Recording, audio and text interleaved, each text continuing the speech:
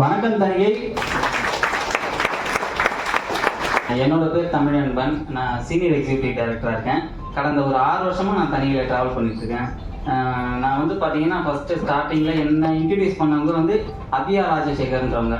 அவங்களுக்கு இது நான் தேங்க் பண்ணதே இல்லை. ஃபஸ்ட் டைமும் நான் இங்கே தேங்க் பண்ணிக்கிறேன். அவங்க இல்லைன்னா இந்த இடத்துல இல்லை. ஃபஸ்ட்டு நான் இதில் ஜாயின் பண்ணும்போது வந்து பார்த்தீங்கன்னா ஒரு ஃபீல்டு ஒர்க் மூலியமாக தான் என்ன இங்கே கூப்பிட்டாங்க. உங்களை எப்படி எல்லாரும் கூப்பிட்டுருப்பாங்களோ அதே மாதிரி தான் நானும் வந்தேன்.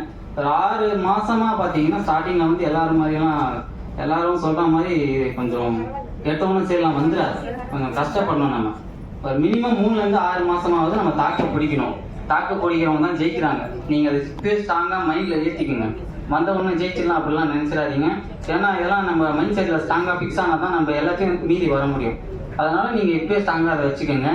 ஒரு 6 மாதம் நான் ட்ராவல் பண்ணேன். 6 மாதத்துக்கு அப்புறம் தான் என்னோடய ஃபஸ்ட்டு சேலே வந்தது. எல்லாருக்கும் அப்படி இல்லை. நீங்கள் உடனே கூட ரிலேஷன் இங்கே ரிலேஷன் கிடையாது சென்னையில். அதனால் எனக்கு ரிலேஷன் மூலியமாக நான் சேலை எடுத்துகிட்டு வரல.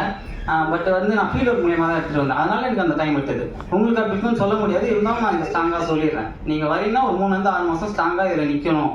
சரியாக நின்னா மட்டும் தான் நம்ம அதை எடுக்க முடியும். ஏன்னா நாலேஜ் இஸ் வெல்த். நீங்கள் எவ்வளோ நாலேஜ் எடுத்துக்கிறீங்களோ அப்போ தான் அதை இம்ப்ளிமெண்ட் பண்ணும்போது சேல் அது மூலியமாக கன்வெர்ட் ஆகும். ஸோ நான் 6 மாதத்துக்கு அப்புறம் தான் சேல் போட்டேன். அது வரைக்கும் எனக்கு சப்போர்ட் பண்ணது என்னோடய ஒய்ஃபு. ஏன்னா அவங்க ஒரு டீச்சர். அவங்க இங்கே குளத்தூரில் தான் ஒர்க் பண்ணாங்க ஸ்கூலில்.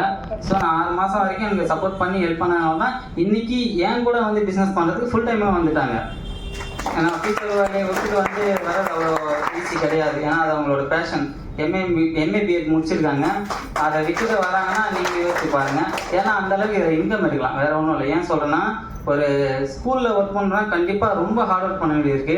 இவங்களுக்கு கிட்டத்தட்ட வெரிகோஸ் வெயினே வரா மாதிரி ஆயிடுச்சு காலில். அந்தளவுக்கு அங்கே நிற்கணும். ஸ்கூலில் உட்காந்து சாப்பிட்றது கூட அவங்களுக்கு டேபிள் இல்லை. ஸோ ரொம்ப கஷ்டமாக இருக்கும். இப்போ செகண்ட் பேபி பிறந்ததுக்கப்புறம் அப்படியே கண்டினியூ பண்ணி ஒரு 1 இயராக போகல. இப்போ நான் சொல்லிட்டேன் ரொம்பலாம் கஷ்டப்படாங்க. நம்ம கூட ஏன்னா அங்கே வருஷக்கணக்காக வேலை செஞ்சு லட்சத்தில் சம்பாதிக்கிறது இங்கே 1 மாதத்துல லட்சத்தில் சம்பாதிச்சிடும். அந்த மாதிரிலாம் ஆயிடுச்சு. இப்போ மேடம் சொன்னாங்க 10 லட்ச ரூபா சம்பாதிச்சிருக்கேன்னு. நான் கணக்கு பண்ணல. ஆனால் கண்டிப்பாக நானும் நல்லா சம்பாதிச்சிருக்கேன். இடம் வாங்கியிருக்கேன். ஊர்லேயும் இடம் வாங்குறதுக்கான வேலையை பார்த்துருக்கோம். ஸோ அந்த மாதிரிலாம் போயிட்டுருக்கு. எங்களை பற்றி சொல்லிட்டேன். சைட்டை பற்றி டீட்டெயில்ஸ் மேடம் சொல்லுவாங்க.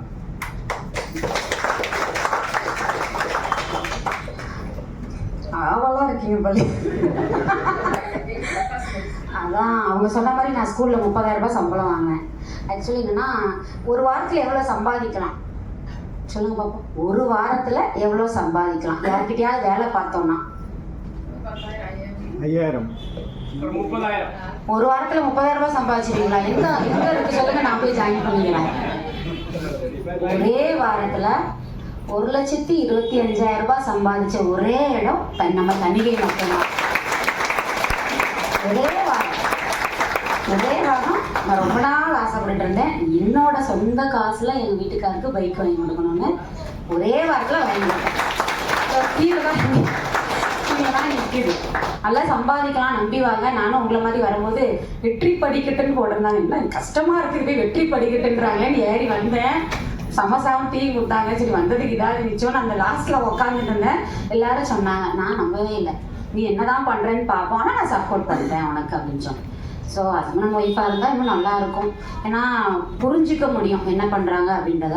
ஸோ ஹஸ்பண்டும் ஒய்ஃபும் வந்துருந்தீங்கன்னா சப்போர்ட் பண்ணுங்கள். உங்கள் வீட்டில் சொல்லுங்கள். நான் பேசுகிறத கூட வீடியோ எடுத்து கூட சொல்லுங்கள். உண்மைதான் எல்லாருமே பேசுறது. நம்பவே முடியல. எங்களுக்கு நிறைய விஷயம்லாம் இங்கே நடந்திருக்கு. ஆனால் உழைப்ப போடணும். ஒன்றும் மேஜிக்லாம் கிடையாது. உழைப்ப போடணும். என்னோட குழந்தைய விட்டுட்டு நான் இப்போ இங்கே வந்திருக்கேன் அப்படின்னா என்ன மாதிரி நாங்கள் 2 பேரும் வந்து யாரோட சப்போர்ட்டும் இல்லை. இப்போ சொல்லுவேன், 1 ரூபாய் எங்களுக்கு யாரோட சப்போர்ட்டும் எங்கள் ஃபேமிலியில் தரல.